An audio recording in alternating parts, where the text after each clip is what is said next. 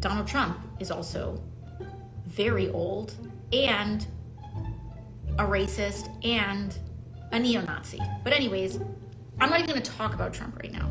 The AOC tweet, which you refer to, reads as follows: young people don't take well to bigoted leaders who attack LGBTQ rights, outlaw abortion, cozy up to gun manufacturers and oil execs, and support for a president. If you want to be cool so badly, try giving a damn about other people beyond yourself. Might open a few doors. But the remaining strategy is just lie about what the Republicans actually believe and then just hope the voters don't notice between now and November. Because I think there's not a lot to be upset about. They're upset we're picking off their voters. That's actually what's going on. Don't fish in our pond. There's a little bit of territorialism. We own these people. What's going on, guys? So we got to talk about presumably 2028 presidential candidate Vivek Ramaswamy. Okay, so this guy ran for president already. Unfortunately, did not do well enough in the primaries because he had to compete against Teflon Don and obviously Governor Ron DeSantis, two extremely tough opponents. But all things considered, that this guy had pretty much no pedigree and no one knew about him whatsoever out here, and he managed to get 4th place in the Republican primary is a pretty astounding feat. We learned 3 things right there. First of all, Chris Christie also doesn't know what provinces in eastern Ukraine he actually wants us to fight for. Chris, your version of foreign policy experience was closing a bridge from New Jersey to New York. Yeah. So do everybody a favor, just walk yourself off that stage, enjoy a nice meal, and get the hell out of this race. When it comes to Nikki... Now, he spoke at the RNC convention a couple days ago, and he's been getting criticism ever since, including from Van Jones and AOC. So Megyn Kelly's got him on her show. I know y'all love her, and I love Megyn Kelly too. This lady cannot be messed with. She is super smart. You're not gonna talk over her. You're not gonna outwit and outsmart her in these conversations. Matter of fact, she needs to run for president at some point. Not sure if she wants to, but I think she would do great because she knows what the heck she's talking about. Megyn don't take no ish, right? And neither does Vivek. So she interviews him. I'm going to react to it. They're going to be talking about AOC and Van Jones. Let's get into it. One of the things I also said in this speech was addressing Black Americans, where I think this issue actually does land, is that for a long time, Republicans were maybe a little tone deaf to Black Americans who have said for a long time the justice system was unfair. Well, the reality is we don't want a justice system that's unfair, either on the basis of your skin color or your political beliefs. So I think this culture of the abandonment of the rule of law actually runs deep. The same reason we have the southern border crisis is in many ways linked to the reason why we have an abandonment of the rule of law, when the people at the top of the chain themselves view the law as an inconvenience. People at the DOJ, people at even investigative agencies like the FBI, local prosecutors like those who have abused the law to not only pursue lawfare against President Trump, but even countless other politically unsympathetic defendants. That is part of a cultural breakdown. And so, you know what? I disagree with her characterization that it's either or. They go together. So and I think that's what we need to restore. Over on, I watch all the channels because I love seeing reactions to all this stuff. Van Jones was saying, I don't think Black people want to be patronized like Vivek did. So let me show you guys what Van Jones said first before you see Vivek's reaction to Van Jones. Crybaby Van Jones. Sorry, I forgot his first name. Crybaby is his first name. Van Jones is the rest of his name. So before I show you Vivek's reaction to Crybaby Van Jones, I want to show you what Crybaby Van Jones had to say. Flashback. Our message to Black Americans is this. The media has tried to convince you for decades that Republicans don't care about your communities, but we do. We want for you what we want for every American. Safe neighborhoods, clean streets, good jobs, a better life for your children, and a justice system that treats everyone equally, regardless of your skin color and regardless of your political beliefs. A few moments later. He's a demagogue. He's just a demagogue. He's good at it, though. That whole vote Trump. I mean, I was taking notes. That works. You know, if you're gonna try to get. Were you persuaded? I was not. But I mean, look, I don't like the patronizing stuff about Black folks. They're trying hard to reach Black folks, and I just think they don't understand. We didn't miss the fact that the Republican Party, the party of Lincoln, a party that started as a radical anti-slavery party, became a safe haven for some white nationalists. that have not been aggressively shown the door yet. We didn't miss that. African Americans are one of the most politically sophisticated and engaged populations in the country. So when people act like we're dumb, we just somehow missed that there are people in the Republican Party who have been unfriendly, you just lose the audience from the door with that. Basically, Crybaby Van Jones does not want Vivek to have the audacity to reach out to black people. So the thing that has been purported for years is that Republicans do not care about black people, they're racist, so on and so forth, something along those lines. Then when you have conservative Republicans actually reach out to black people, then they're like, whoa, whoa, whoa, whoa, whoa, stop doing that. Stop trying to patronize. Stop trying your fake outreach. Nobody's believing it. Well, I hate to break it to you, but people are believing it because it's real. And people less and less each and every single day are falling for the Democrat rhetoric, the fakeness, the lies of the left. Let's keep going. The outreach by a Republican to black voters saying, you know what, because you had a great part in your speech about that. That's patronizing that you're not allowed to do. It's better just to remain silent and not seek their vote, you see. Yeah, and so I think that AOC was reacting to my speech last night as well. She was rather frenetic about it. I think part of what's going on is the thing they're upset about is not actually Republican policies, because I think there's not a lot to be upset about. They're upset we're picking off their voters. Mm-hmm. That's actually what's going on. Don't fish in our pond. There's a little bit of territorialism. We own these people. And I don't mean that in a loaded sense. I mean it in an exactly. They believe that they own the black vote. I mean, at least for the time being, they basically do in terms of the vast majority of numbers, because the vast majority of African Americans vote roughly like between 80 to 90% across male and female voters for Democrats in each and every single election. And this election is probably not going to be that much different. Though I do think that there's going to be more black people voting for Donald Trump this election than ever before, I still don't see the percentage moving that much. The needle is not going to move all that much at the end of the day. But to prove the point that Vivek is making here, I want to give y'all a reminder of what Joe Biden had to say about the black vote. I tell you, if you have a problem figuring out whether you're for me or Trump, then you ain't black. Joe Biden told this to Charlemagne the God, black man, that if he don't know if he should vote for him or Trump, then he ain't black. Just goes to show you how the Democrats think about black people. And you know what's even sadder? A lot of black people agree with Joe Biden. They view this as our pond. The Democrats view it. Don't come over and invade our pond. What actually, the way we look at it is every American ought to be persuaded based on the merits of what you're offering them. And a lot of black voters, a lot of Hispanic voters, a lot of gay voters are actually saying, you know what, the Republican Party isn't the one that it was portrayed to be, and in some sense isn't the one that it was. And I think much of what the modern left, particularly in the media, has become is to use the issue of labeling, whether Trump was, you could say, insurrectionist to dictator to racist. Now Trump itself is become too popular that they're replacing it with fill in the blank, Project 2025, whatever you want to call it. That's right. They have to have some label that affixes an emotional response to that label, rather than actually engaging in just an underlying debate on the merits. That's why you always hear all of these folks always doing all the names that Vivek, I'm not going to repeat them, that he just said, but that's why you see them every single time. Their latest one is convicted felon, right? They love these labels, especially the xenophobic one, because they like to manipulate people through these labels. You're a black person, you label somebody a racist, then it's going to be extremely difficult to convince the black community otherwise, because a lot of black people are like kind of groomed from a young age to believe that if it is a person who labels themselves as conservative or Republican, they're automatically on the white side, aka the racist side. So they need to be juxtaposed to that. It needs to be opposite of that. Like if the Republicans are the South, Democrats are the North, it needs to be the opposite. That's how people are raised. So they always going to put these labels on. They're trying to act like it's Trump. But as you can see, J.D. Vance is the VP. They're saying that, oh, it's like another version of Donald Trump. They said the same thing about Ron DeSantis. It's never going to stop, guys.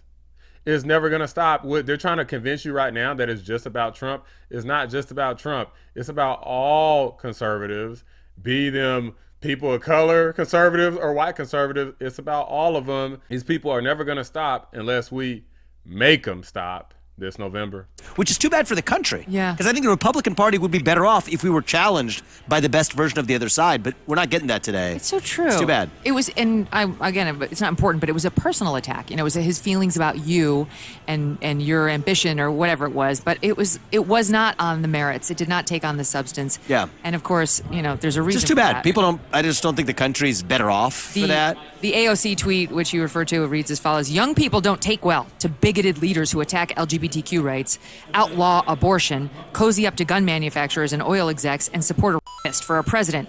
If you want to be cool so badly, try giving a damn about other people beyond yourself. Might open a few doors." So This AOC literally is using a classic leftist tactic. Just lie about everything. Just make stuff up. Use as many negative labels as possible, and then declare supreme victory. Don't go to any debates. Can you imagine AOC trying to debate Vivek Ramaswamy? You know how much money I would pay to see that? Oh man, I get a video up so fast about that if that happened, because I know she would get cooked. Okay, this lady can't debate a freaking high school conservative, much less an intellectual like Vivek Ramaswamy. the problem here is the young people are taking well to Yes. Republicans. These are not things that Republicans stand for. Yeah. But they are. So she's just pronouncing this is what they want, and yet the polls are showing us something different this election. Absolutely. And that, I think, is just the beginning of a tidal wave that's coming. So she was responding to a section of my speech where I directly addressed Gen Z. And again, it's fishing in their pond that they're offended by. How to be revolutionary. Absolutely. And I think the revolutionary thing right now is to say something maybe different than what you're expected to say on your college campus. Call yourself a conservative, is what I said. And I do think that that's the more rebellious move today. So before we continue here, I'm going to show you Vivek's message to Gen Z about why the conservative movement is a movement that they could stand behind. Take a look. If you want to seal the border, vote Trump. If you want to restore law and order in this country, vote Trump. If you want to reignite the economy in this country, vote Trump. If you want to revive national pride in this country, vote Trump. If you want to make America great again, vote Trump. And our message to Gen Z is this: you're going to be the generation that actually saves this country. You want to be a rebel? You want to be a hippie? You want to stick it to the man? Show up on your college campus and try calling yourself a conservative. Say you want to get married, have kids, teach them to believe in God and pledge allegiance to their country. Because you know what? Fear has been infectious in this country, but courage can be contagious too. That too is what it means to be an American. And you know what? If you're at home and you disagree with everything I just said, our message to you is this: we will still defend to the death your right to say it, because that is who we are as Americans. We are the country where we can disagree like hell and still get together at the dinner table at the end of it. That is the America I know. That is the America we miss. We do not have to be ancient Rome. We don't have to be this nation in decline. We can still be a nation in our ascent. A nation whose best days, not in some fake politician way, but in a true way, a nation whose best days are actually still ahead of us. I really find it hard to believe that a lot of people, especially if they were to face Vivek Ramaswamy, and he did face a lot of these people face to face, a lot of these even woke college kids, and a lot of them got to like him over time. And I feel like that's kind of the effect. It's really the Vivek effect. Like, I think even Trump might struggle with this a bit, especially for people that are like way younger than him. Like, Trump is literally in his upper 70s.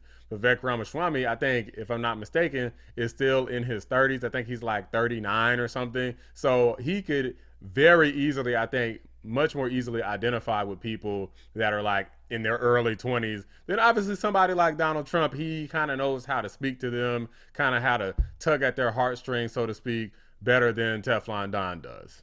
But nonetheless, one of the interesting things about the tack she took is she at least was a little bit more elegant than some of the CNN people, trying to wrap it around a policy disagreement. Let's just double click on that for a second. She talks about gay rights. This is the Republican platform right now, is the Republican platform as it exists today at this convention, is not opposed to gay marriage. No. She points to abortion, women in their bodies. Literally, this has said it is not a federal issue. Donald Trump, to myself when I ran for president, to now the Republican Party, opposes a federal ban on abortion. So part of their strategy now, Megyn, seems to be there's only 4 months left on the election, until the election. Just tell the voters something other than the Republican policies, because the actual Republican policy platform is quite appealing to most Americans. So we can't compete on that. Just assume for the next 4 months we can tell them that the Republican platform is something that is other than what it actually is, and maybe most voters won't notice. And it might be their best bet, actually. If you think about it. Well, telling the truth damn sure isn't working for the Democrats. So what have they been doing for the last 4 years in a row? Lying their ass off. That is something that they are very good at. It's sad because even though they're good at it, a lot of people like me damn sure are not falling for it, but they're not going to turn around and suddenly start telling the truth, even though they were caught red-handed with so many things, including hiding Joe Biden's cognitive decline. A lot of Democrats are still standing behind him. Who's part of the cult now? Winning on the merits in this short of a time with the numbers looking like what they are. Instead, people get their news from different places. Just bet on the fact that enough Americans are going to think that Republicans support a federal ban. Kamala Harris and Joe Biden have both said Donald Trump would sign a federal ban. That's false. In fact, he's taken heat from Republicans for saying that he's opposed to a federal ban. That's right. But their strategy now seems to be less on the merits and even less on the histrionics. It's one of the forks in the road for Biden, which I can come back to in a second. But the remaining strategy is just lie about what the Republicans actually believe and then just hope the voters don't notice between now and November. Freaking sad, man. The only hope for the Democrats is just like, I guess we're in too deep. We gotta lie. We gotta lie our ass off. It reminds me of Diary of a Wimpy Kid. I think the first movie where Roderick, the basically evil bad brother, said that no, telling the truth definitely is not gonna work here. So we're just gonna lie as much as possible. Or no, he said deny. Listen to me. No matter what they ask you, no matter how hard they push, deny. Even if they figure it out, ever admit to anything. Deny. Got it? Got it. Deny. Unfortunately, even kids like that grow up to be adults and they take on those same strategies. They employ the same tactics of deny, lie, like your life depends on it, because these people have no integrity, no morals, and no ethics. I mean, what do you think happens when you start removing God from the equation and you embrace everything LGBTQ? You wind up with people like this who literally will just lie. They lie to black folks. They lie to Hispanics. They lie to every single one of them letters and symbols in LGBTQ plus whatever. Okay, it's the only way that these people can ever win, because it's not about policy. It's just about power and control. And if anybody's curious about why they do so much lying, well, what's in it for them? Why would they go so far just to get elected? Why would they lie about everything? It's because they don't care about policies. They don't care about the impacts of anything. They feel like they're immune to it. They know that they get all of this government money. If they struggle with anything, they're just going to take more money from you. They're going to beef up their own personal security. They're going to build bunkers. If there's war, they're going to build bunkers. They're not going to war. Their kids aren't going to war. It's all going to be on you. They're going to take your money and take your life, not theirs. That's why they're doing it, because they want the power. They pick a side. They stick with that side, and the side that lies and cheats the most. If they're a lying and cheating spirit, the Democrats are a no-brainer. Do you guys think that Vivek Ramaswamy should just let the blacks and the Gen Z go and just not appeal to them at all? Should he just lie like the Democrats and just pull and manipulate all their heartstrings and pretend like he cares about Gaza and pretend like he cares about reparations and Juneteenth so that he can get the black vote? Or should he actually build upon the concepts of conservative values such as family, wealth building, pulling yourself up by your bootstraps and becoming a self-made man or woman, having children, being married, men's sports, women's sports, just general common sense things?